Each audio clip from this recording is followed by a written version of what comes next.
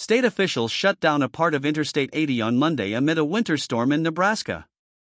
Around 3 p.m., the Nebraska State Patrol said Interstate 80 was closed in both directions between Kearney and Lexington due to whiteout conditions. It's unknown when the road will reopen. Please park and wait out these dangerous weather conditions, the patrol said. Earlier on Monday, westbound Interstate 80 between mile marker 238 and exit 237 near Lexington was closed due to numerous crashes, officials said.